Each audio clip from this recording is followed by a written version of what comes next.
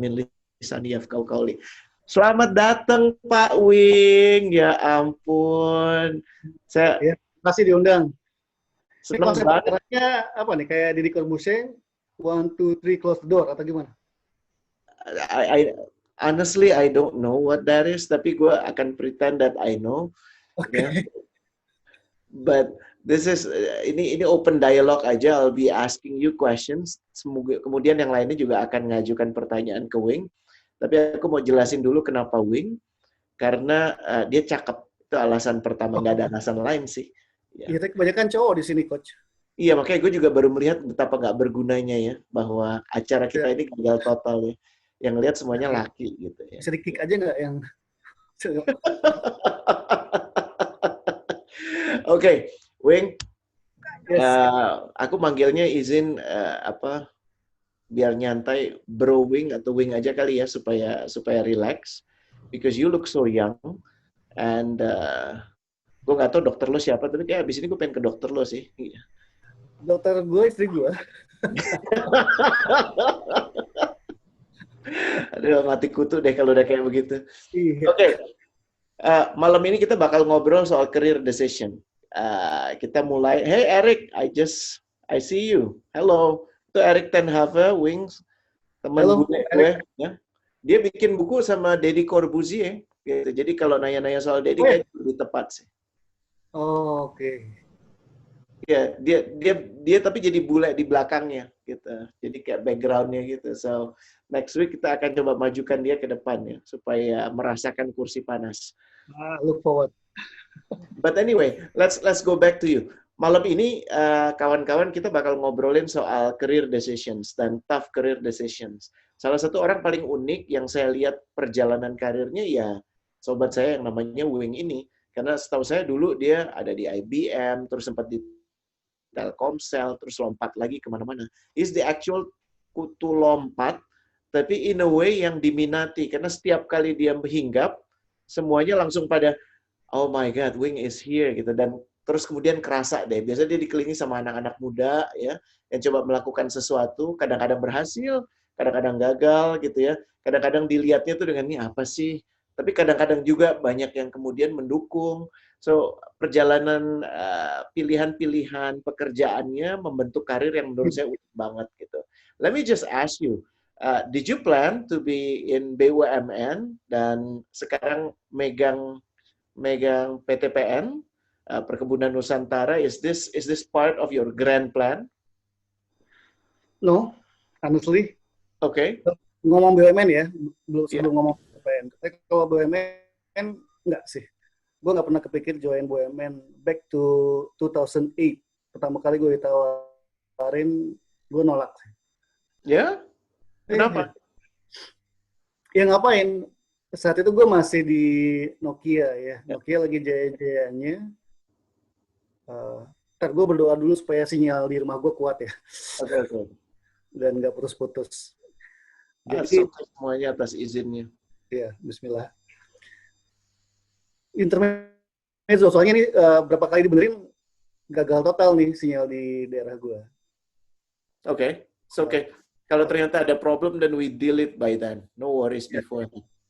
Jadi, gue pernah ditawarin tahun 2008. Gue ketemu sama komisarisnya salah satu BUMN yang mungkin gue nggak perlu sebut, itu Telkom ya. Terus, kita ada project nyiapin, ini bahasa agak teknis, kalau anak-anak Telkom mungkin ngerti. Saat itu kan belum pindah dari 2G ke 3G. Jadi kita perlu ada UMTS, kebetulan gue dulu adalah learning consultant, ngurusin gimana perpindahan dari Erlang ke IP base, sehingga 2G bisa 3G. Oke.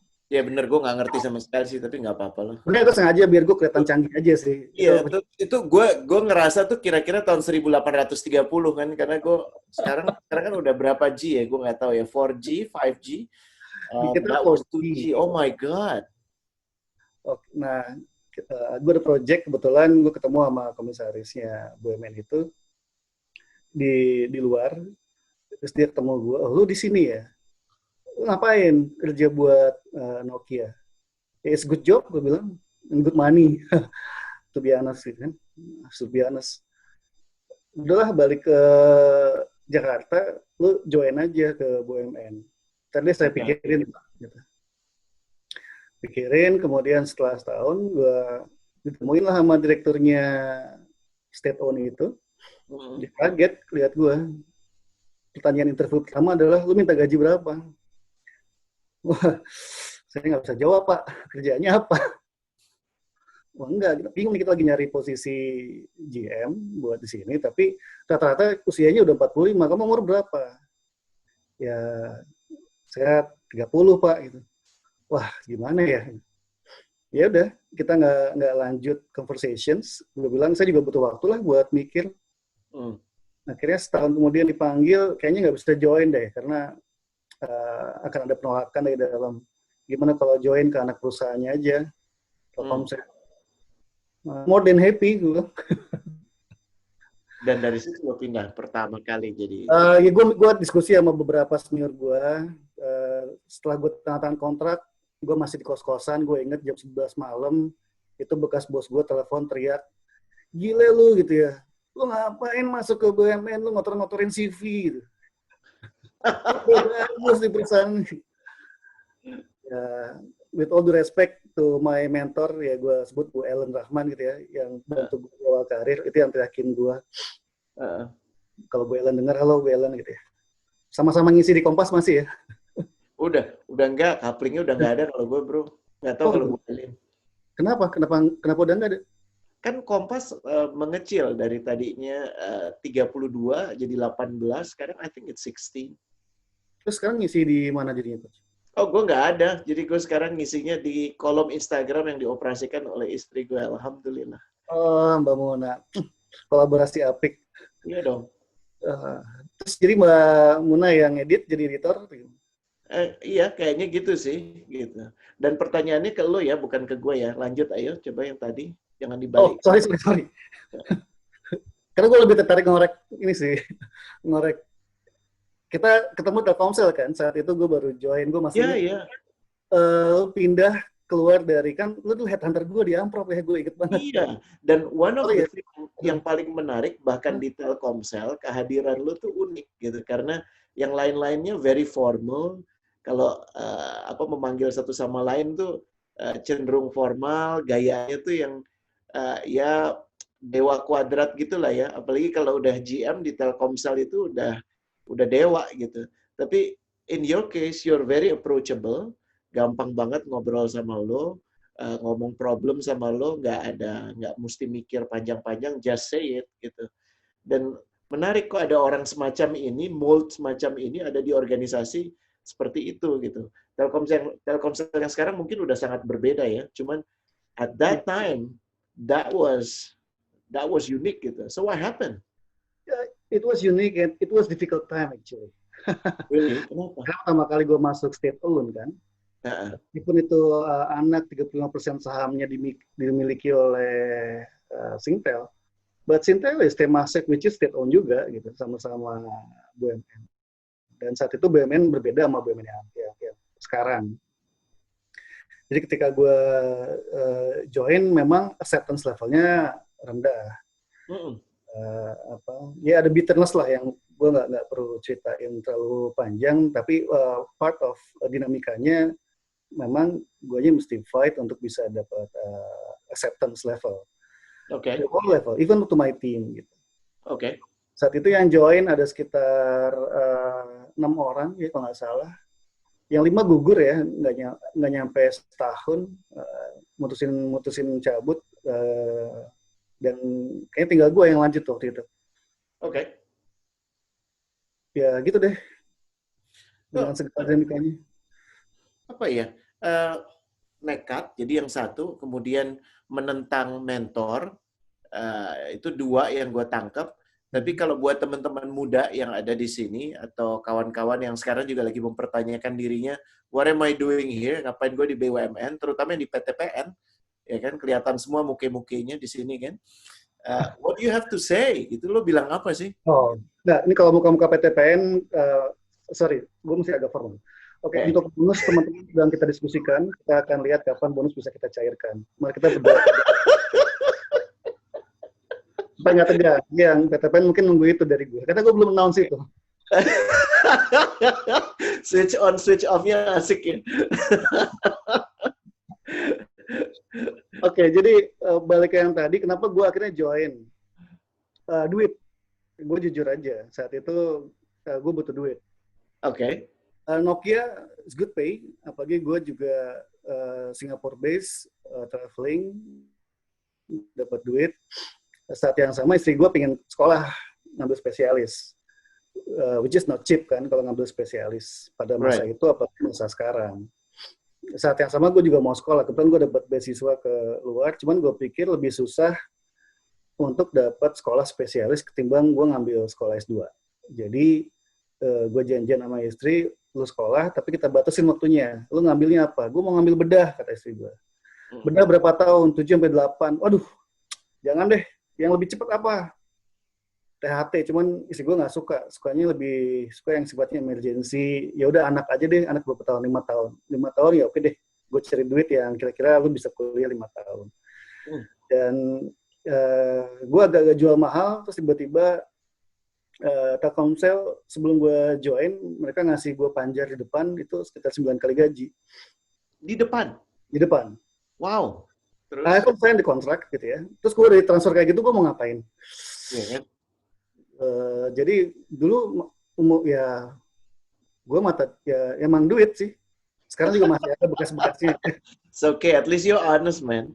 Nggak apa-apa, kita kan juga butuh dan kebutuhannya kan jelas. Bukan sesi jain kan? Enggak kok, apa adanya. Kan juga yang ketemu sama lo besok kan bukan gue, tapi teman-teman lo yang ada di sini juga. So, there's nothing wrong. Nggak ada salahnya menjadikan uang sebagai pertimbangan. Ini yang gue tangkap ya. Apalagi kalau kemudian ada keselarasan dengan objektif lo sebagai pribadi ataupun sebagai keluarga. Gitu. So that's good. Iya, sebenarnya gue saat itu gue sadar bahwa uang bukanlah segala-galanya. Tapi saat itu juga gue sisi yang lain, uang itu masih menjadi alat pembayaran yang sah. Basi. Terus? Ya udah, gue join Telkomsel dengan segala dinamikanya. Challenge-nya adalah memang nggak gampang. Gue mesti ngerubah komposisi board karena 15 tahun nggak pernah dievaluasi. Jadi ada uang, ada challenge. Jadi bukan berarti leah-leah, tantangannya lumayan, pressure-nya gede. Nah, kalau orang Singtel nganggap gue bawaan Telkom, orang Telkom nganggap gue bawaannya Singtel. Karena gue jadi dipusuhin sama dua-duanya ya? Nggak cuma dua, termasuk teman-teman dari union yang belum kenal. Oh, ya Allah. Ya, dari berbagai arah. Dan kalau masih ingat dulu ada demo ya? Yep. Yang sempat viral. Alhamdulillah bisa selesai. Dan setelah itu selesai, hubungan kita baik. Dan gue nggak lama jadi GM, gue juga kaget. Gue diajak sepeda 10 kilo sama CEO-nya Telkomsel, namanya Pak Sarwoto saat itu. Siapa? Pak Sarwoto. Pak Sarwoto, ingat gue. Sekarang apa gitu kan? Ya, exactly. Now dia di Nasdem Solo. Oke. Orangnya halus, gue diajak sepeda 10 kilo. Saat itu gue habis berantem sama salah satu direktur, gue di coach. Kamu kan masih GM, ngapain sih sama beda pendapat sama direktur harus pakai emosi, segala macam. 10 kilo, ngos-ngosan, gue nggak bisa diskusi karena gue nggak biasa sepeda 10 kilo. Setelah saya gini deh, supaya diskusinya berantemnya enak, kamu jadi VP aja ya, saya promosiin. Ini CEO gue orang Solo, Kreaton, tapi ngasih challenge-nya lumayan juga. Karena gue tahu di balik promosi itu ada tantangan yang lebih dahsyat. Right. Dan dia juga pasti diambil dong, akhirnya. Ya, karena SK given. Oke, udah diberikan. Itu belum ada direktur HR, so gue report langsung ke CEO sebagai VP SDM. Baru, terus kemudian gue bilang, Pak, gue sendiri yang bikin SK, terus angkanya masa saya ngatur, Pak? Ya udah, kamu aja lah, kamu mau naik berapa? 30, 50, just make it, gitu. Godanya luar biasa, Pak, kalau saya yang bikin, udah Bapak aja lah. Ya. Jadi, Telkomsel, gue ngerasa gue kecepatan naik, gue kecepatan dapat posisi, gue kecepatan dapat Civic baru beberapa bulan diganti Camry gitu ya, dapat sopir, padahal masih ngekos di belakang ambasador, temen kos bingung ngapain lu ngekos gitu ya. Bahkan bokap gue juga bingung, ini beneran gitu. Kadang-kadang kalau gue ngisi bensin atau kemana ditanya bosnya kemana gitu ya. This is my car gitu. Ini mobil negara sih. Cuman this is my car. Ya, tahun itu orang masih ngelihat. Jadi gue agak-agak komplain. Boleh nggak gue jangan Camry yang lain kayak gitu. Biar Uh, mudah dikit. kesel, kesel, sombong amat. Kalau kata tim gue Reni itu gitu, sombong amat. Gitu. Iya kan gue agak-agak.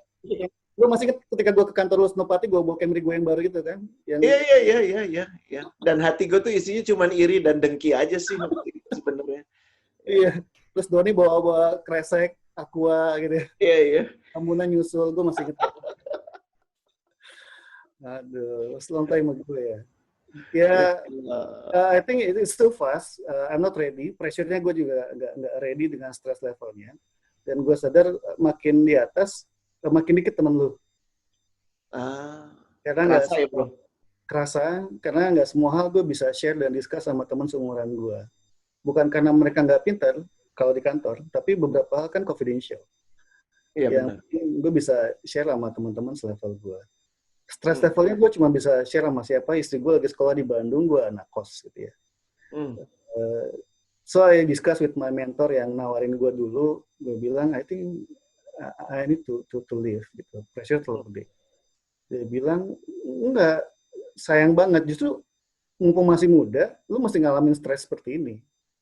Ini tantangan yang mesti lu hadapin. Dan akhirnya berlanjut sampai tahun ketiga. Sampai tahun ketiga, istri gue sempat ke kantor ngelihat ke ruangan gue yang segede gaban gitu ya, ada mesin coffee machine, terus ada sofa, ada ruang meeting, ada ruang sekretaris. Istri gue kaget, I think you don't deserve this, kata istri gue. Your wife said that? Iya, iya. Mungkin istri gue tuh sempat ngobrol sama istri lo kali ya, karena she always say that to me gitu. Istri kita tuh emang kritikus paling handal dan yang kita butuh kedengar orang-orang kayak kita kayak gitu ya. Betul. Sebenarnya gue juga diskus sama istri gue, karena dia yang gue bilang kan saksinya kan lu yang ngerasain. Sorry ya teman-teman, ngomong sama coach ini biasanya lu gue. Iya, relax aja. Jadi istri gue yang bilang, kayaknya gue lihat lu kecepatan, takutnya lu ngerasa ini take it for granted. Lu padahal belum tentu lu pantas dapat ini. Wow. Dan gue coba cek the market, apa iya gue pantas dibayar segini. Jadi pada tahun ketiga, ya gue ganti direksi, I decided, gue kontrak basis, gue nggak mau jadi permanen. Karena dari awal gue emang udah state, gue nggak akan pensiun di BUMN. Wow. Gue udah planning, gue punya 45 itu gue udah punya freedom, atau enggak gue jadi direktur. That's my target. Umur 45 gue jadi direktur BUMN. Dan gue inget ketika gue bikin karir pet di perusahaan itu, dibalikin sama direktur gue, karena gue bikin karir pet dari orang masuk kerja sampai dengan CEO.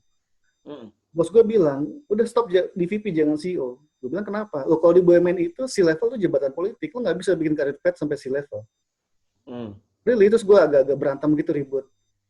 10 tahun kemudian gue mulai paham apa yang dia maksud. That's jadi true. Ya, jadi ada hal yang dulu gue terlalu idealis, terus gue banyak emosinya, banyak berantemnya. Mungkin teman-teman union nggak tahu hari ini ada yang ikutan. Dulu kita sempat rame, tapi akhirnya jadi teman baik. Gue sempat naik-naik meja lah. Ya, gue berandalan banget lah perasaan dulu tuh. Well, no question asked. I think we all have those part of our life zaman-zaman itu. Tapi gini, buat teman-teman yang sekarang baru gabung atau coba memahami konteks obrolan malam ini, it's about your career decisions. Terkait dengan Wing, dia nggak pernah berencana untuk kerja di BUMN. He wasn't planning for it. Tapi saat ini diberi amanah untuk jadi direksi di salah satu, if it's not one of the oldest ya, PTPN is one of the oldest organizations in. Iya, sejak zaman Belanda. Betul kan? Yeah. Malah umurnya lebih tua dari Republik ini, betul kan? Betul.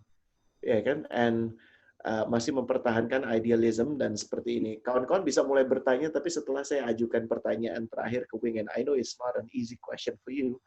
Give me the first one. um, I throughout our life ada masa-masa di mana gue iri banget ngelihat lo gitu. Tapi di titik-titik tertentu gue juga sampai ngerasa, oh my God, the price that you're paying itu juga dahsyat. Ya, if you don't mind berbagi tentang a particular episode dalam hidup lo gitu yang menjadikan kayak semacam turning point untuk mendudukkan lo wherever you are sekarang, belief system lo yang kayak gimana sekarang, gue yakin di shape sama kejadian-kejadian tertentu dalam karir lo. Can you share, Wing? Dan what is it like dan apa sih yang terjadi gitu, dan apapun itu yang bisa dibagi sama kawan-kawan di sini. Ya, mungkin buat teman-teman, apakah di multinational, di consulting, di swasta, global, family company, atau state owned, kadang-kadang kita pengen jadi seperti seseorang dengan melihat apa yang ada di luarnya, gitu ya. Ya. Gue termasuk GM termuda dulu di Telkom Group, dan gue jadi VP termuda juga saat itu. Dan mungkin beberapa tahu gue dibayar yang termasuk yang paling mahal saat itu. Gue sombong sih, arogan lah. Masya Allah. Jadi ada takaburnya, ada rianya. Cuma ada beberapa kali dalam kesempatan 3 minggu gue baru join, itu gue masuk UGD. Wow. Jadi semua orang yang pernah di posisi gue itu, jadi kebetulan tim gue ada yang bilang, Mas lu kok kelihatannya bisa smile gitu ya, bisa ngadepin semua stress level dari BOD kita yang berat gitu ya. Karena VP yang sebelumnya itu Mas sakit jantung. Terus VP yang sebelumnya itu tumor Mas juga. Setelah 3 tahun. Kok lu bisa tetap sehat? Dia padahal nggak tahu gue baru 3 minggu masuk UGD. Gue nggak bilang aja. Iya, I think it's too much karena gue push myself too hard untuk membuktikan bahwa I deserve dengan posisi itu. Jadi effort yang gue lakuin, gue rasa gue kebetulan karena istri juga di Bandung. Jadi gue work long hours, terus gue put pressure to my team, dan kadang-kadang gue nggak punya empati bahwa mereka itu punya keluarga di rumah karena gue anak kos. Jadi mereka kalau mau apa ya ikut gue. Kalau gue pulang malam ya lu pulang malam. Gitu. Jadi mungkin gue terlalu capek, terlalu lelah karena gue ingin semuanya perfect. Terus belakangan gue begitu di UGD, terus istri gue nyusul ke rumah sakit, semuanya jadi nggak penting. Dan gue jadi sedih karena istri gue yang mestinya residen itu masih di Bandung untuk kuliah, akhirnya mesti cuti. Masya Allah.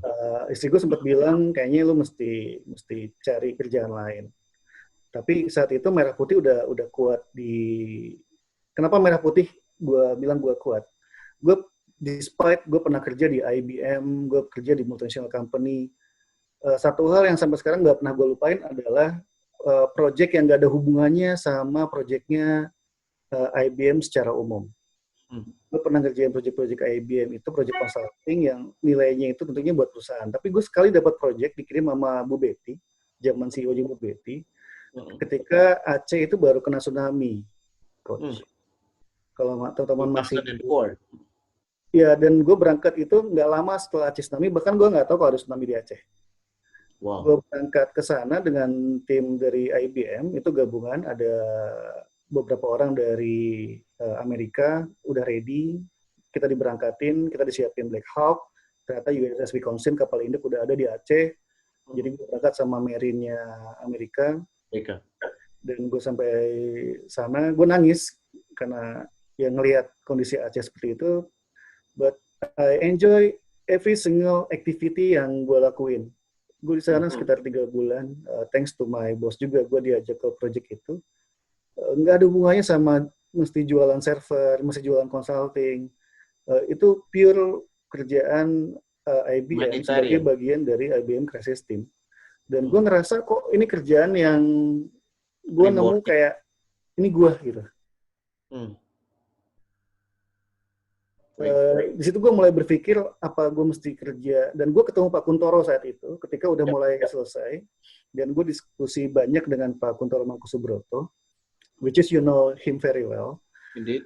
Dan gue sempat nemenin Pak Kuntoro nyari rumah buat dia, terus kita diskusi bahwa gimana supaya rekonstruksi bisa cepat selesai. Dan gue mulai kepikir, apa gue mesti jadi PNS ya kalau gue mau kerja kayak gini. Tapi duitnya nggak akan sanggup nutupin dapur gue sama istri, apalagi kalau istri mau sekolah. Jadi sebenarnya benih-benih, bukan benih, kok benih ya? Apa yang pas ya? Tapi Ya, bibit lah, udah iya, ditanam karena mulai muncul itu. gue mulai nemu kepuasan.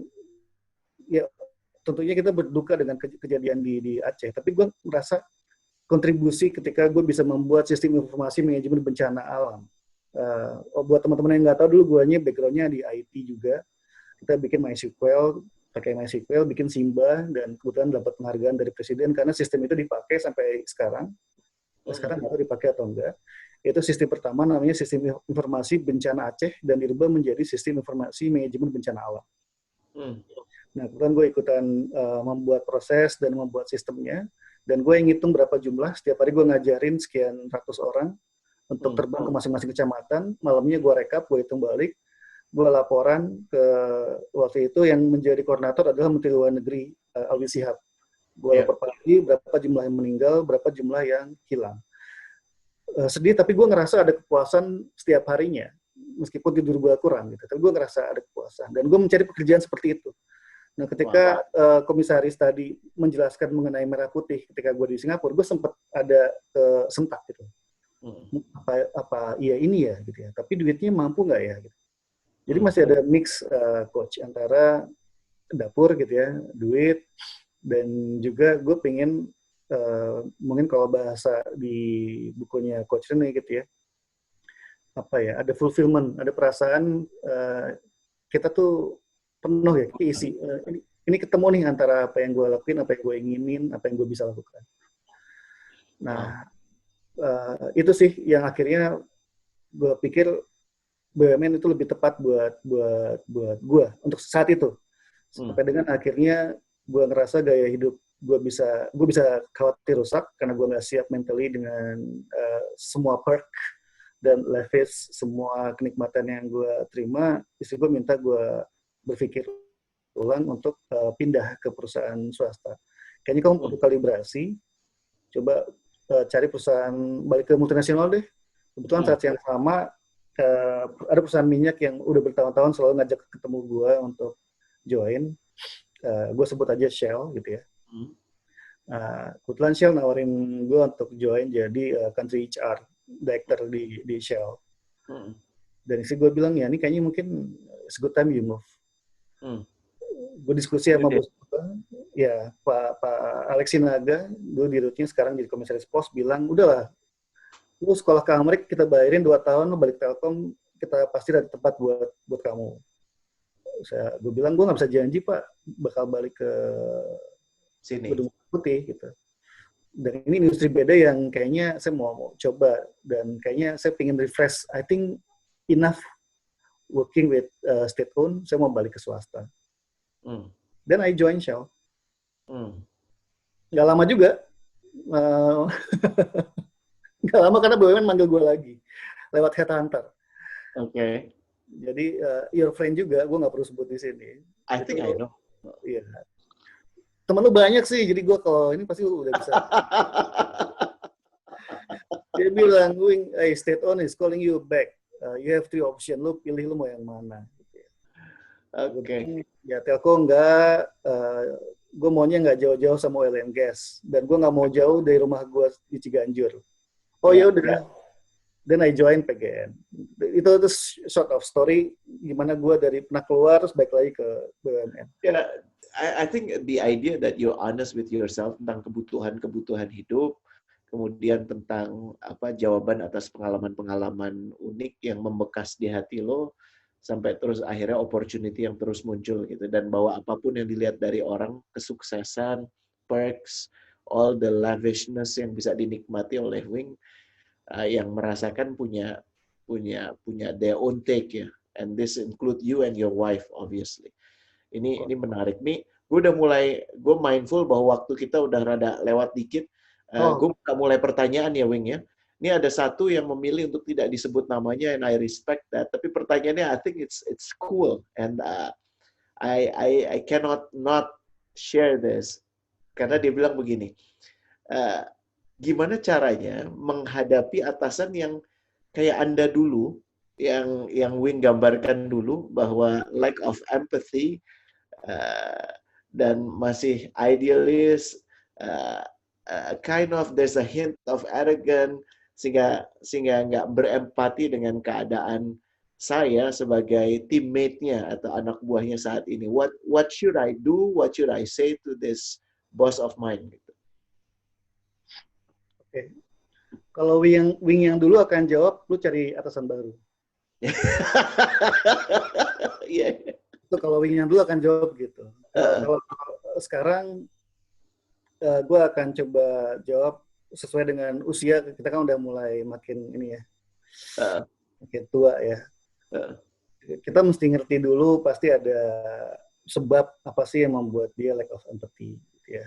Apakah pengalaman hidupnya, perjalanan hidupnya, atau dia punya traumatik masa lalu, yang kadang-kadang pelampiasannya mungkin ke mohon maaf, mungkin ke saya, ini siapa, Mawar atau Bunga atau siapa yang nanya? Ya sebut saja, Cempaka. Ya sebut saja Cempaka. Ya. Kebetulan gue habis dari Cempaka Putih tadi di sini.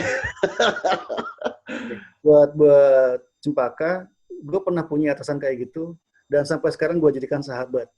Karena apa yang dia lakuin, itu ternyata gue sadar setelah sekian tahun, itu yang bentuk gue sekarang. Kalau gue dikasih easy job, gue disayang-sayang, dielus-elus, gue yakin gue nggak akan bisa lebih apa ya. Tapi sebelum, sorry nih, ini nyebelin ya, sebelum bahkan bisa menjadi di titik mau bersahabat dengan bos gue yang nyebelin kayak lu gitu kurang lebih, what gue mesti gimana gitu, what sort of, apa gue mesti cuek aja ngomong apa adanya, bos I'm tired.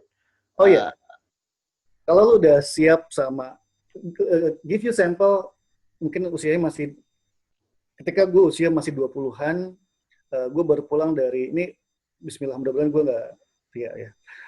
Jadi alhamdulillah gue dapat kesempatan kerja di perusahaan telco sebelum Telkomsel, di perusahaan Swedia yang kantornya di Pondok Indah. 11 keren.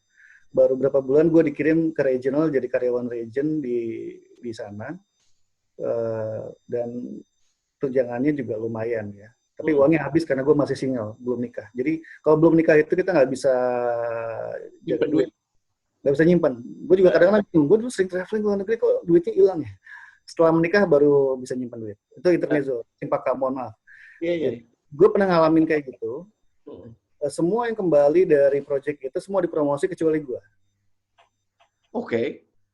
Terus saat yang sama gue ngerasa nih kayaknya gue bakal dead end nih. Jadi gue nyiapin bumper, gue nyiapin plan B karena gue tahu lulusan, kebetulan dulu gue SAP, ngerjain SAP project, dan SAP saat itu belum banyak yang bisa dan banyak yang pengen narik gue, dan gue entertain untuk ketemu sebagai backup. Gue tahu nih ada, jadi gue tahu my competence, I know my skill, I know my price in the market, and then besok paginya gue ketemu sama chief HR-nya, gue tanya, Bu, kira-kira masa depan saya di sini planningnya apa? Karena teman-teman yang lain pulang dari region, balik ke Indonesia, semua dapat promosi. Terus bos gue dengan santainya bilang, lu lihat keluar jendela, cuaca gimana? Mendung ya Bu ya? Ya itu masa depan lu. Ini imagine ya, so blunt gitu ya, ngomong kayak gitu. Maksudnya gimana Bu? Ya itu saya nggak ada planning buat kamu. Mestinya bukan yang akan saya promote gitu ya. Dengan belannya gitu ya. Untungnya gue punya backup. Dan malam itu gue langsung janjian sama perusahaan yang emang gue tuju, yang udah ngejar-ngejar gue. Gue langsung telepon, bisa nggak malam ini gue sign aja. Jadi keputusan gue saat itu juga immature untuk pindah. Gitu. Karena gue terlindung sama atasan gue. Then I move. Oke. Terus paginya gue submit surat resign. Based on our discussion yesterday. Sebelum saya pikir, and this is my decisions. Terus dia bilang, no, you are our asset for the company. Dia bilang, no, it's too little too late, lady. It should be yesterday. Nah, itu jangan dicontoh. Karena meskipun gue nggak boleh nyesal apa yang gue putusin, kalau misalnya gue masih stay, beberapa teman gue itu sekarang di Swedia. Gitu ya. Tapi gue nggak boleh, misal kita nggak boleh ya, kita mesti move on. Nah, untuk wing yang sekarang nih, kalau ngadepin bos yang kayak, yang susah kayak gitu, itu sebenarnya dia bukan sesama, bukan marah sama kita. Kita mesti paham kenapa sih dia kayak gitu. Justru jangan dijauhin, deketin, Hmm. kayak gitu. Karena orang-orang yang seperti itulah yang nantinya akan menempa kita, membuat kita lebih kuat. Ya, Gue pernah dilempar buku sama direktur. serius loh. Iya, dan gue lempar balik direkturnya. Karena bokap gue aja nggak pernah lempar buku ke gue. Jadi kejadian kenapa gue dipromosi itu, kenapa gue dipromosi itu karena CEO gue dapat aduan dari direkturnya karena si Wing ini kurang ajar. Terus gue dipanggil bos gue, Si, kamu si tuh masih direkturnya kurang ajar. enggak, direktur nganggap gue ini kurang ajar. Oke, terus? Karena gue nggak bikin SK buat promosiin orang yang dia mau. Oke, terus? Terus dia marah, dia suruh gue ke ruangan dia, terus dia lempar. Untungnya bukunya ketangkep, gue lempar balik ke dia. Refleks. Kaget, gue juga kaget. Kok gue lempar balik ya? Mukanya merah gitu ya. Udah buat ngos-ngosan, gue takut dia sakit jantung, gue langsung keluar. Gue bilang sama sekretaris, ibu sesek. Gitu. Jangan sampai berdua sama gue, kalau ada apa gue jadi tersangka nih. Gue jamin orang-orang yang ada di sini nggak akan dapat pengalaman seunik kayak begini kalau nggak punya keberanian kayak gitu. Tapi emang bisa jadi Ya, karena lo ngerti banget lo sih ya. Jadi you have no worry, you have no issue, adepin aja. Nothing ya, to lose, that's the idea ya bro. yang jahilnya lagi, that's the idea, dan gue minta maaf sama CEO gue, Pak, mohon maaf direktur yang ini habis saya lempar gue, kan saya refleks. Oh nggak apa-apa, yang ngajak gue sepeda 10 kilo itu, isengnya lagi, yang disuruh ngasih SK gue promosi, itu direktur yang itu. Masih, lo kebayang kan, dia ngasih gue SK, jaga itu kamu ya, baik Bu. Ya udah, kita baik ini aja, ikutin aja. Gue berharap ada beberapa temen dari Ancol juga dengerin ini sih. Keren banget sih apa yang lo omongin ya. Cakep banget. Jadi jangan diintimidasi, apalagi sama Rene Suhardono ya. Lawan kalau perlu. Jangan, yang namanya jangan. yang namanya rezeki dari Allah ya. Kita gak usah takut, lawan aja ya Allah. Tapi Cakep banget. cara gue terlalu frontal saat itu. Gue kalau pikir-pikir ngapain juga sih, gue mesti kayak gitu. Ya, semua atas izinnya, and I think you can be here and tell the story. Gue nggak tahu berapa banyak yang inspired untuk malam ini aja. Nanti akan kita taruh di YouTube, so that would be really fun to know more. Bahwa ternyata nggak seformal-formal yang lo duga, nggak selurus-lurus yang lo duga, terutama buat para remah-remah momogi yang saat ini lagi menyimak. Ya, don't feel that your remah momogi nggak punya efek sama sekali. Anyway, gue lanjut tanya ya, Beb, Wing ya. Ini Ya, ada beberapa Cempaka kejawab ya, Cempaka ya. Kejawab banget sih. Cempakanya tuh udah senyum-senyum aja dari tadi ya. Dia mengucapkan terima kasih. Gue akan coba deketin sambil coba lempar dia dulu biar dia kaget. Ini kayaknya dari ini remah-remah momogi loh, Wing, namanya Tara ya. Pak Wing, semoga sehat selalu agar kita miliki mental pengambil resiko. Price we must pay untuk tujuan yang rasanya benar. Kita mesti gimana sih? Gitu. Gimana? Nah, ya, ini Tara kan di BUMN ya. Kebetulan gue juga pernah diundang pertama kali dan terakhir kali gue rasa di acara Duta Duti BUMN.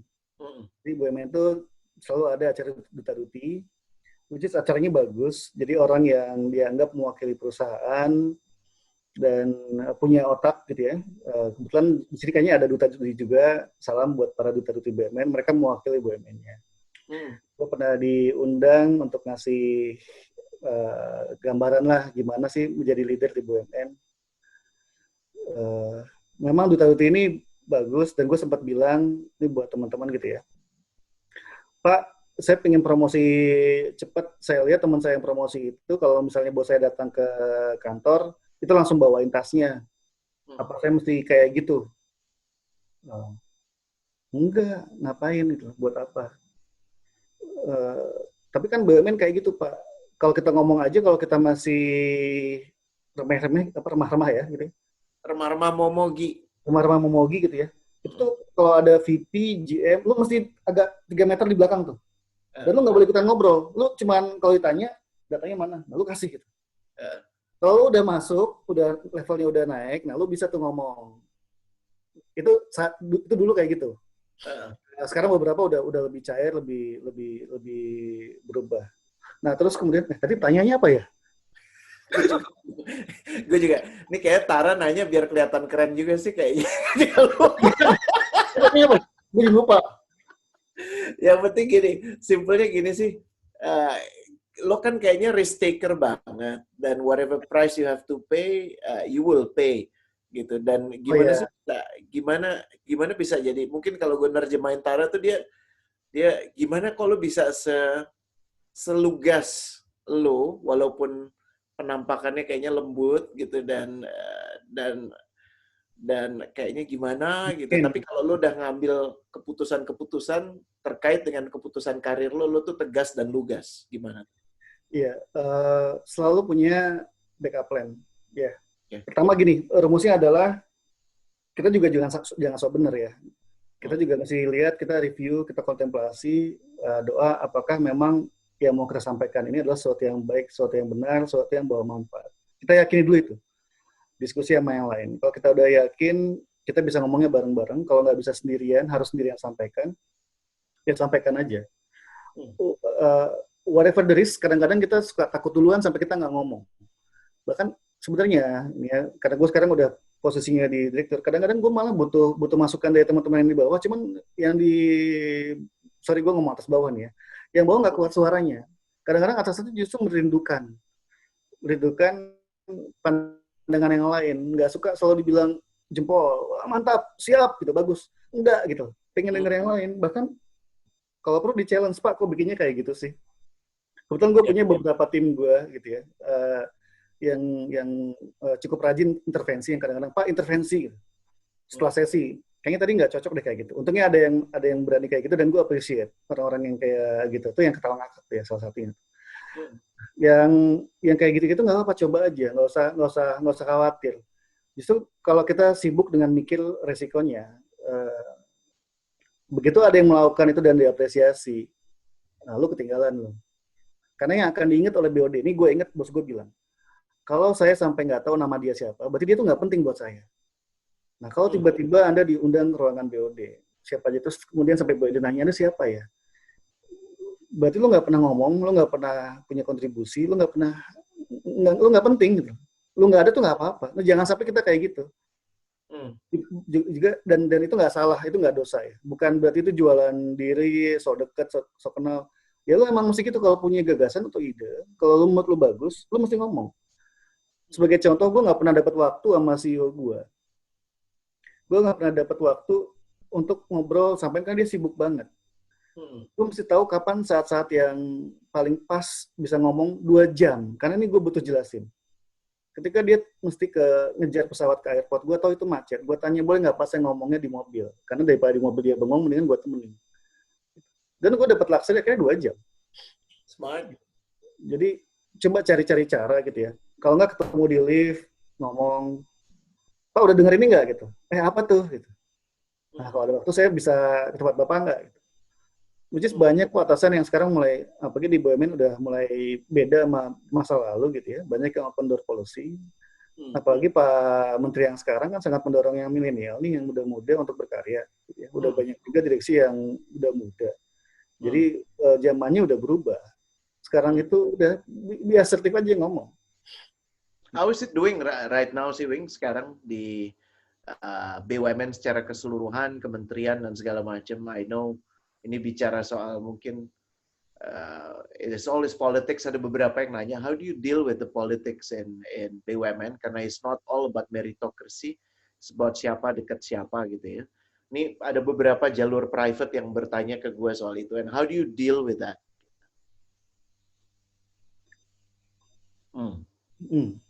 Nih, ya, gue sambil lihat siapa dulu yang hadir nih. No, don't worry. We'll just put it on YouTube, man. It's okay. And Ya, we'll gini, send it to politik itu nggak bisa dihindari. Yeah. Dan politik itu bukan sesuatu yang haram. Yeah. Karena gue mahasiswa politik, gue ngambil kuliahnya S1-nya sarjana politik ya. Yeah. Jadi politik itu ada di mana-mana. Justru bagaimana politik itu kan adalah gini. Tools. tools, dan ujung-ujungnya adalah power. Power itu adalah bagaimana kita meraih kuasa dan how to influence other with our power. Power itu berarti kita mesti punya jabatan, tapi kita tahu siapa, kenal dengan siapa, sehingga kita bisa ngomong. Jadi politik dalam konteks BUMN itu adalah kalau lu punya ide, lu nggak bisa ngomong, lu cari, gue bisa ngomongnya lewat siapa, supaya bisa sampai ke siapa, gitu. Dan gimana caranya supaya gue bisa kenal, itu yang penting. Gue bukan ngomong konteksnya KKN, dan seberapa aktif lu di kegiatan yang lain. Karena kalau lu cuma sibuk dari jam 8 sampai jam 5 atau jam 7 atau jam 8 malam gitu, 12 jam di kantor, lu nggak ada waktu, lu nggak ada kegiatan. Ya lu cuma kenalnya orang-orangnya itu aja. Tapi kalau lu aktif di kegiatan yang lain, profesi atau yang lain, dan lu ketemu dengan pada saat momen yang pas dan itu informal, itu lebih masuk. Terus pertanyaannya Coach Rene, gimana sih BUMN sekarang? Udah pasti ada perubahan, karena menterinya ganti kan. Terus kemudian juga deputi juga ganti, dan arahnya sekarang kelihatan bahwa BUMN ingin lebih lean. Dan value barunya bagus sekali, ada akhlak yang dikenalkan oleh Pak Erik. Dan kita sama-sama tahu yang namanya akhlak kan kita ngomong juga integrity. Itu kan tiket masuk untuk lapangan bola. Kalau lu nggak ada integrity ya lu nggak bisa masuk. Nah, it becomes a necessary condition ya, bukan nice to have lagi. No. It's requisite gitu. Kalau lu mau masuk ke Belanda, lu mesti punya itu. Beberapa mungkin lagi introduce akhlak ya, karena memang deadline-nya akhir bulan semua sudah jalan. Dan how to deal sama politik adalah ya memang lu mesti mapping stakeholder. Mapping stakeholder tahu siapa sih sebenarnya, jangan-jangan pengambil keputusannya bukan dia. Oh si bapak ini nggak bisa gue langsung approach, si ibu ini nggak bisa gue langsung approach. Kayaknya gue mesti lewat ini. Jadi mesti tahu how to connecting the dot gitu ya. TikToknya kemana, main karambolnya gitu ya bro. Tapi jangan sibuk tiap hari kayak gitu, sehingga nggak perform, nggak kompeten. Ada orang yang sibuknya mapping stakeholder, tapi lupa sama kerjaannya. Jadi kalau misalnya kerjanya nggak perform, terus dia cari sandarannya pakai politik gitu loh. Jangan juga, itu malah kita nggak tambah pintar. Gitu. Dua-duanya mesti selaras. That's very important. Cool. Okay, I'm going to let anyone yang mau nanya langsung ke Wing untuk angkat tangan ya. Kayak ada bekas anak buahnya Wing di Virginia. Are you there? Please ask your question. I know you also.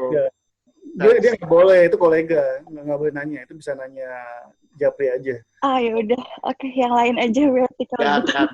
Nggak kasihan. This is my room, so Wing has no power di sini. I'm the one with the power, atau lebih tepatnya perempuan di samping gue itu yang namanya Muna yang punya power buat buka mic lo. Mic is given to you, say it. Tapi jangan kasih yang gampang-gampang, kasih yang susah. Virginia, go ahead. You're from ASDP ya? Bukan dulunya PPI. Iya, ASDP, tapi Vina aja, Mas Ren. Dulu PPI, terus KSDP. Oh, oke. Dulu di mana, sorry?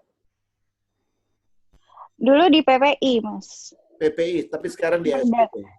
Perusahaan Perdagangan Indonesia. Sekarang di ASDP. Oke, jadi organisasi yang tadi tinggal Wing itu pasti jadi lebih baik kan biasanya ya? Kayak begitu ya. So, what question do you have to ask?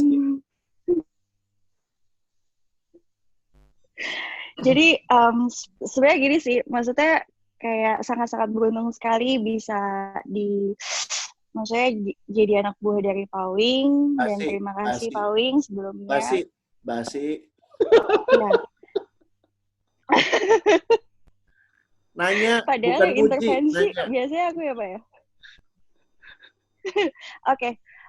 Well, gini sih, aku wondering sesuatu yang kayak misalnya nih, kan Bapak udah sering kemana-mana gitu ya. Dan hal yang aku pengen tahu banget nih, apakah kalau misalnya ada kesempatan, halo? Ya. Halo? Iya. Kesempatan menikah apa? Kalau misalnya ada kesempatan yang datang gitu, terus tapi di momen itu kita belum punya legacy dalam artian belum selesai nih kerjaan kita di satu tempat tersebut gitu. Apakah kita secara egois udahlah tinggalin aja yang sebelumnya, and then kita ya udah kesempatan nggak datang sekali, jadi aku ambil aja gitu. Jadi kayak kapan lo pindah untuk time to move on, atau when do you have to stay to leave something meaningful, legacy behind gitu. Cool. That's tough question, Wing. Yes. Yeah, it's a good question, very good question. By the way, manggilnya Coach ini bukan Mas ya, manggilnya Om. Oke. Om Rene ya. Sorry. Awas ya. Virginia itu penghinaan ya. Habis ini kalau kamu ngomong Om sekali lagi, itu gue keluarin dari sini. Go ahead, Om Wing. Okay. Jadi good question, Vina. Sayang kita nggak sempat diskusi ini ya. Oke, buat teman-teman yang lain nggak seharusnya pilihannya hanya dua itu. Apakah saya harus segera pindah sekarang atau saya stay? Ini pengalaman yang gue alamin ketika gue dari Shell ke gas, perusahaan gas negara. Itu butuh setahun. Jadi gue nanya sama CEO sama headhunter-nya, gue ini baru di Shell, which is gue baru setahun. Lo mau nunggu nggak?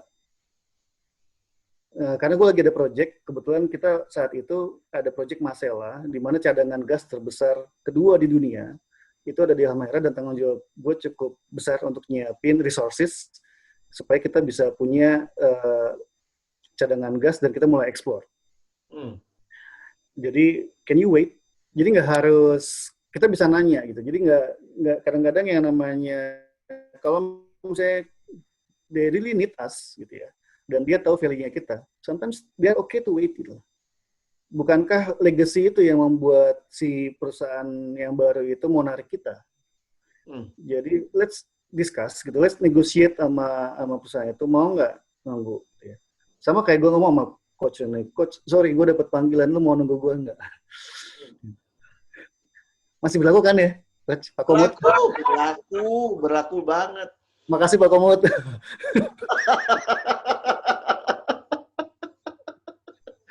Iya. Di sini menjawab ya kekecewaan gue, udah kebaca ya kenapa ya. Jadi buat yang belum tahu teman-teman, Coach Ren ini juga kerja di BUMD jadi komisaris utama Ancol. Jadi reklamasi gimana? Reklamasi aman, selesai? Kita bisa buka ruang yang baru untuk mempertanyakan itu ya. Okay. Dan tentunya dua kata, Museum Rasulullah. Nah, tuh mau ngapain? Oke. Jadi gitu, Coach. It doesn't have to be a or B. Okay, so you create, jangan dibatasi oleh the tyranny of or, tapi we create something else. Coba create option baru. Cool. I'm looking at ada anak muda yang gue baru kenal, namanya Vano. Ya, dia dari I think dari IPC. We were talking about akhlak baru kemarin. Sekaligus tentunya gue mengundang dia untuk Vano, are you there? Yes, Coach. Nah, tuh. Gue mengundang dia supaya, kan ini kalau yang namanya dari BUMN tentunya itu membuka peluang baru supaya gue bisa hashtag dapur ngebul kan. Namanya yes, bikin itu kan udah jelas nggak tulus dong. Pasti ada maunya dari gue sendiri. So, why don't you ask question? Karena Vano ini adalah kaptennya milenial di IPC, Wing. Oh, Benny juga kapten nih. Iya, Benny juga kapten ya, oke. Abis ini mereka bisa gabung join forces group of captains namanya. Dia sangat calculated, very careful gitu, dan kemarin ada beberapa pertanyaan keren yang menurut gue juga dia harus ajukan ke lo sih. Vano, go ahead, tanya Wing. Oke, Coach. So sorry kalau misalkan nggak aktifin kamera. Pak Wing, halo. Assalamualaikum, salam kenal. Yes, bro. I don't think you look that bad. Boleh dinyalain aja nggak sih? Kenapa sih? Oke. There you are. Oke. Kan parah banget. Enggak lah. Oke. Is that your real hair? Now I see. It's terrible. Ini kan sesi otentik. Sesi otentik ya. Oke. Ini kaget sih sebenarnya Coach Rene tiba-tiba suruh open mic nih.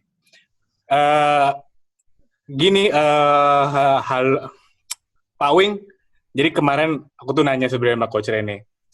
Sebetulnya banyak nih orang-orang yang bisa menginspirasi. Mungkin Pak Wing di sini bisa berbagi dan memberikan dengan tadi mungkin fulfill with perasaan gitu.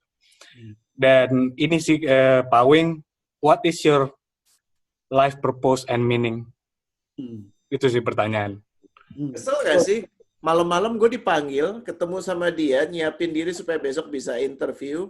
Interviewnya asik sama Vano, dan dia nanya, what is your purpose of life? Who are you, my father? Gue gituin. Gue minta dia nanyain aja ke lo, gimana jawabannya? Iya, ini pertanyaan yang nggak semua orang bisa jawab. Jadi gue kasih intro dulu ya. Karena gue ingat pepatah bahwa pencarian yang paling mudah itu adalah mencari kambing hitam. Masya Allah. Dan pencarian yang paling panjang itu adalah pencarian jati diri. Masya Allah. Dan pertanyaan mengenai purpose itu, it shouldn't be limited into what is your purpose in life. Karena ending kita bukan life. Ending kita adalah afterlife. Tuh kan, Vano, denger kan? Sorry ya. Dia udah tua tuh. Ini malam Jumat ya. Jadi ini kata guru ngaji gue sih, bukan gue. Jadi karena hidup dunia itu hanya senda gurau dan sementara. Yang purpose itu adalah afterlife itu lo mau apa.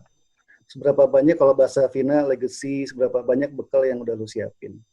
Dan legacy itu adalah apa yang lo udah bisa create dan membawa impact, membawa manfaat buat lingkungan, minimal keluarga. Orang-orang sekitar lo. Kalau lo punya amanah kayak gue nih, punya amanah sekarang, itu kan sebenarnya tanggung jawab di mana beban yang gue mesti bertanggung jawabkan. Bagaimana gue bisa jalanin itu, amanah itu. Gimana gue bisa jadi better. Nggak usah ngomong, gue ngomong sekarang di rumah gue yang di sini gitu ya. How can I be a better father? How can I be a better leader for my team? Gitu ya. How can I be a better person for my community? Dan better kalau ikut bukunya Coach Rene, Masya Allah. jadi better is the best version of yourself, dalam kurung Coach Rene Suhardono trademark. Gitu. Itu gue belajar dari Coach Rene. Jadi gimana? Jangan lupa ya, itu ada di bukunya. Itu seri yang keberapa ya, gue lupa.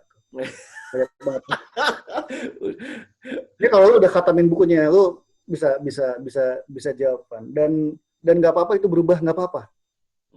Ada orang yang baru nemu di usia 40-an, usia 45, nggak apa, lu switch nggak apa-apa gitu ya. Dan gue juga nggak tiba-tiba sekarang bisa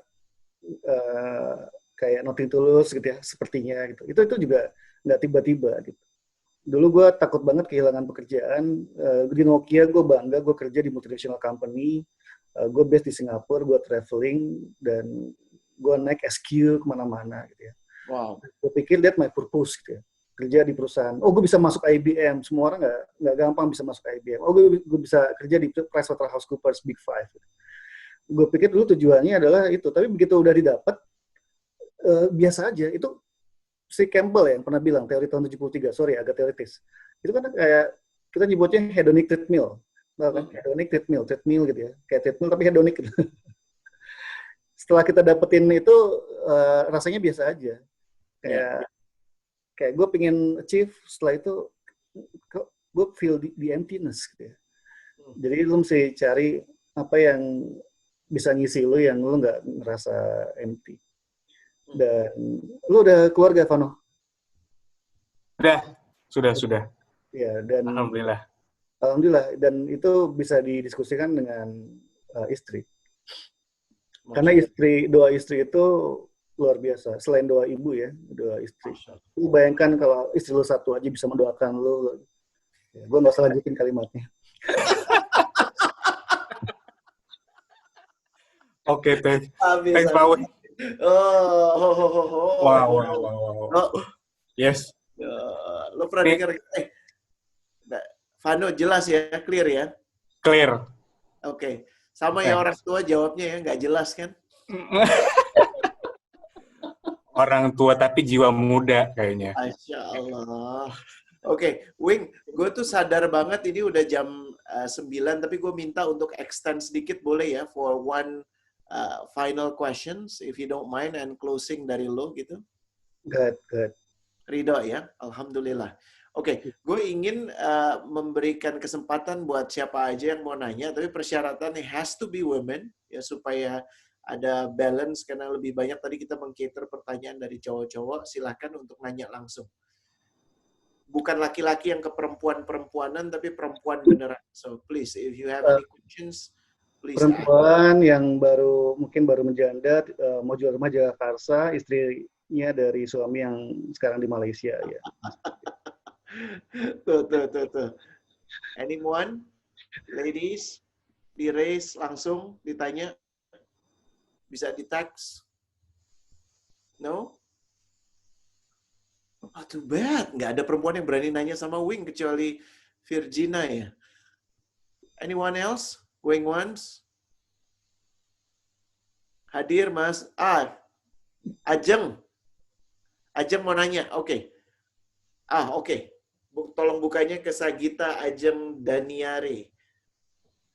It's not a new friend, Wing. Kami baru ngobrol-ngobrol pekan lalu, and she has dia sekarang ada beberapa kegiatan. Salah satunya adalah Nusa. Kalau lo tahu yang animasi itu, ya, she is there. Oh, Ajeng di Nusa. Ya. Iya, betul, Pak Wing. Masya Salam kenal. Masya Allah. Thank you untuk waktunya nih. Mudah-mudahan nih question yang sebenarnya simple sih sebenarnya. Hal yang paling pertama adalah sebenarnya apakah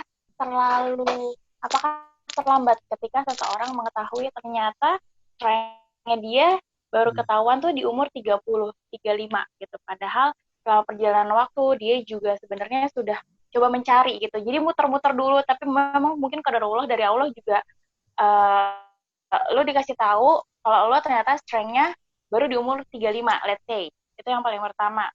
Yang kedua itu adalah tadi agak keputus, salahkah bila apa bla bla bla 35 tadi apa? Jadi kurang lebih pertanyaannya adalah is it too late kalau lo baru tahu strength lo umur 35. Tadi Ajeng tuh nyebutnya dia gitu. Biasa penyebutan orang ketiga tuh untuk nyebut dirinya gitu kan. Ya, kita Iya Mas Rene. Iya. Terus jam keduanya apa? Is it too late? And number two, what was your question? Oke, pertanyaan yang satu lagi adalah sebetulnya kalau misalnya dalam leadership gitu ya, apakah semua orang terlahir untuk menjadi seorang leadership gitu? Misalnya beberapa kali saya sih sebetulnya yang sambil curcol juga. Jadi sebenarnya apakah semua orang bisa menjadi seorang pemimpin atau memang dia bukan terakhir sebagai pemimpin, tetapi dia bisa menjadi kepanjangan tangan di berbagai macam pihak. Jadi dia kayak konektor di lini, setiap lini yang ada. Itu sih sebetulnya, Mas. Thank you. Mudah-mudahan pertanyaannya nggak kaleng-kaleng. No, absolutely not. Ya, nggak ada pertanyaan kaleng-kaleng. Ya, ada yang cuma pertanyaan nggak berguna. Oke, tapi yang tadi berguna sekali kok. Ya, go ahead, Wing. That's the final question. Sekaligus abis ini kita mendengarkan tutupan megah dari Wing. Oke, bismillahirrahmanirrahim. Gue mesti hati-hati jawabnya karena kalau salah gue bisa diminta tanggung jawaban.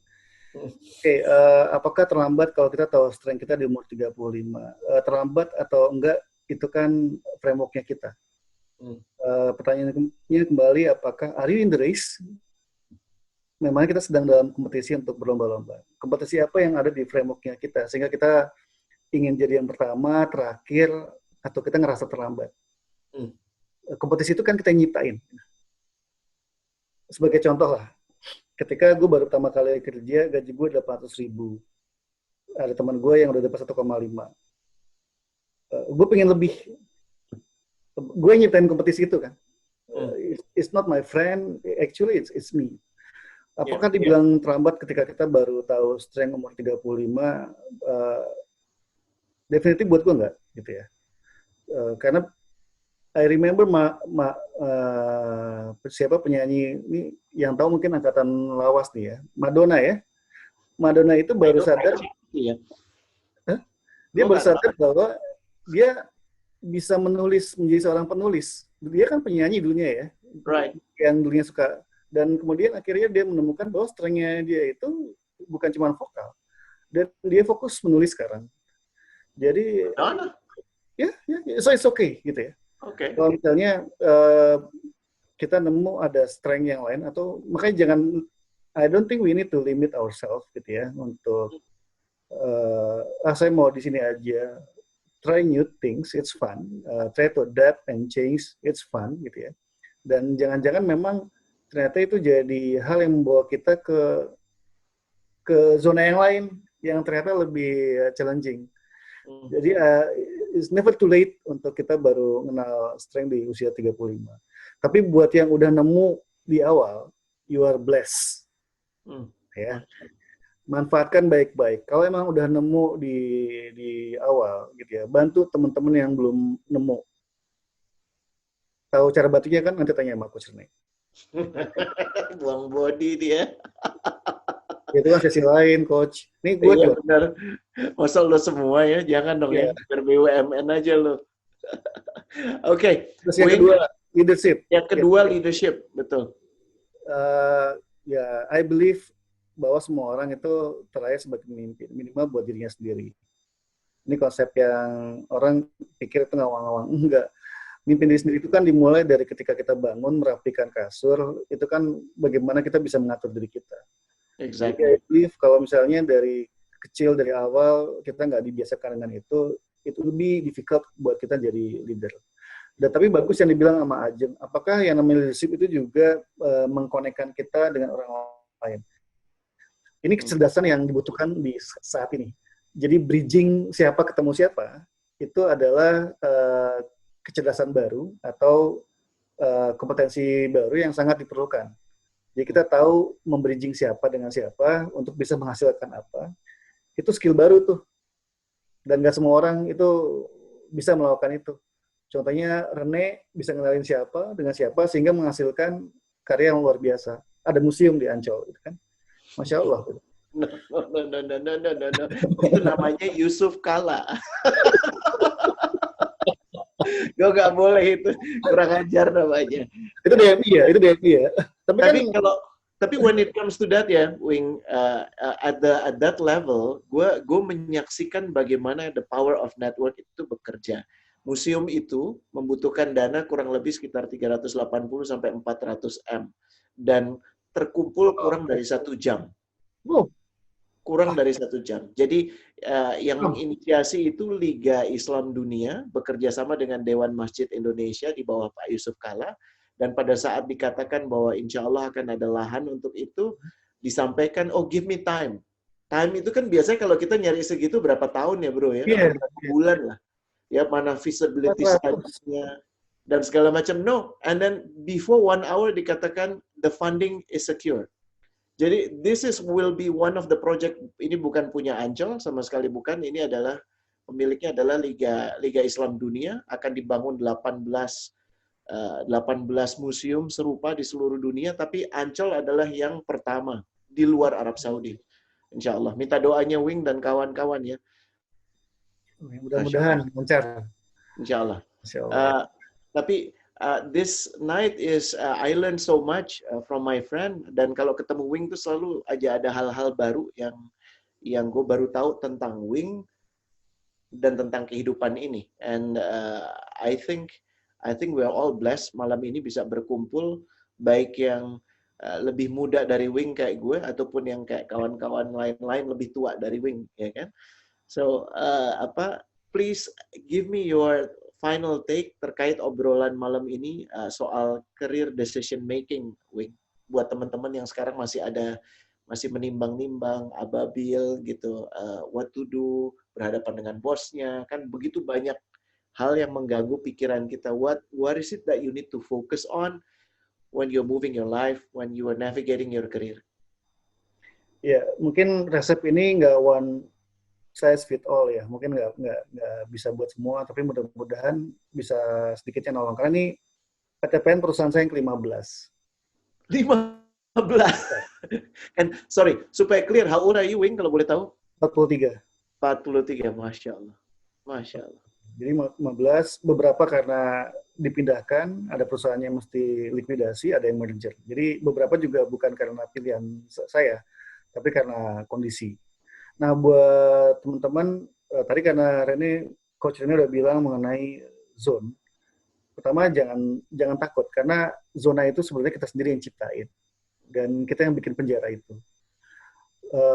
Miliki mentor atau coach atau teman gitu ya, yang lebih senior lah. Sebagai contoh, kenapa akhirnya gue memutuskan untuk ngambil posisi menjadi direktur di BUMN. I have no plan. Gue mendingan gue pensiun, gue berhenti. Karena gue udah hitung matematiknya, mendingan gue pensiun di PGN lebih oke. Tapi gue punya mentor namanya Pak Rinaldi Firmansyah, bekas Komoditi Telkom. Dia bilang, lu mesti coba. Jadi direktur di BUMN itu beda rasanya. Beda stresnya, beda tekanannya, dan itu yang bikin kamu lebih cepat mature dan lebih cepat bikin kamu belajar. Tapi gimana Pak? Nggak usah khawatir punya belajar, kita diskusi lagi. Dan I'm blessed gitu ya. I have Rene, buat teman-teman yang nggak tahu, saya suka banyak konsultasi juga sama Coach Rene. Dan semua my ex-boss itu saya jadikan mentor. Dan saya jaga sampai sekarang hubungannya. Never burn the bridge behind. Jangan pernah rusak hubungan. Beberapa bos kadang-kadang saya suka ajak diskusi, bahkan there was a moment di mana saya bisa makan dengan 3 orang bekas atasan saya, discussing about my career plan. How beautiful kan? Beautiful banget. Session itu dan dijaga hubungannya, miliki mentor, nggak usah perbanyak enemy lah. Sekarang gue bisa ngomong kayak gini ya, kalau buat teman-temannya. Banyakin mentor, banyakin coach, nggak harus di kantor, ikutan network, ikutan komunitas yang positif tentunya, dan bismillah dengan doa, insya Allah teman-teman dapat jalannya. Masya Allah. Gitu. Masya Allah. Ini kalau ini udah gue manggilnya harus berubah, bukan jadi Bro Wing, tapi Wing. Oh, enggak lah, jauh banget. Masya Allah. Ya. Mudah-mudahan obrolan malam ini bisa saling memberikan kita kesaksian baik di yaumil akhir nanti. Bukankah itu purpose kita semua untuk life after life, ya. Dan thank you Wing for allocating your time. Insya Allah barokah. Kawan-kawan juga terima kasih. Mohon maaf tidak bisa disambungkan langsung ke YouTube. Insya Allah nanti kami akan memikirkan cara yang lebih baik. Acara ini terselenggara juga karena kerja bareng dengan kawan-kawan Terang Jakarta, kawan-kawan Rumah Millennials, kawan-kawan Kampus Update, kawan-kawan bisnis.id, kawan-kawan Tangan di Atas, dan kolaborator-kolaborator lain. We're thinking of a way untuk bisa memastikan cerita-cerita tentang orang-orang keren yang jarang kita dengar tersebar. Jadi jangan bosan untuk mereferkan ke ke limitless.co punya subscriber, karena kami fakir subscriber, ya. Jangan lupa ya. Dan yang nggak punya YouTube, Masya Allah, lain kali jangan hadir lagi kalau nggak punya YouTube. Dan so happy to see all of you. Ada faces yang selalu hadir, ada Tara, ada Rizal, ya, dari Pupuk, dan ada teman-teman baru, ada Gita, dan ada yang lain-lain. Ada Pak Condro juga, Masya Allah, aku baru lihat. Oh, senior di IBM nih, Pak Condro. Iya, ya, ini emang sempit. Dan seperti Bimo bilang, jangan lupa foto-fotonya. Ya, jadi kita akan foto-foto akan diatur oleh Reni. Silakan. Oke, yang mau foto bisa nyalain dulu kameranya ya. Reni-nya juga nyalain kameranya, nyuruh orang nyalain kamera. Iya, ya belum pakai jilbab, Pak, seribet. Udah ntar aja ya. Nih, ini anak gue yang paling berani talk back. Jadi yang remah-remah mau gini, gue sebenarnya di sini. Tapi Tel tuh gitu kan, Coach. Tel tuh rebel biasanya. Rebel, suka banget dah gue. Oke, kita foto bareng ya, gaya bebas. Halaman pertama, 1, 2, 3. Oke, lanjut.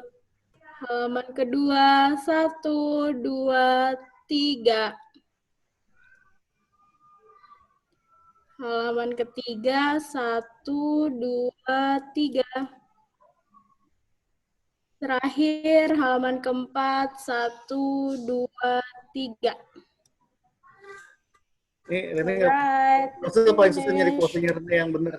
Nggak ada. Emang nggak punya. Wing, terima kasih. Barangkali kawan-kawan jangan lupa hadiah terbaik itu adalah doa. Malam ini kita doakan Wing, kita sebut namanya di dalam doa kita. Banyak. Pastikan jalannya selalu amanah dan membawa Perkebunan Nusantara, BUMN, dan apapun itu dalam kebaikan. Jangan lupa juga mendoakan satu sama lain. Wabillahi taufiq wal hidayah. Wassalamualaikum warahmatullahi wabarakatuh. Terima kasih. Sampai jumpa pekan depan. Oh, Waalaikumsalam. Waalaikumsalam. Syukran, Thank you, Coach. Coach. Thank you.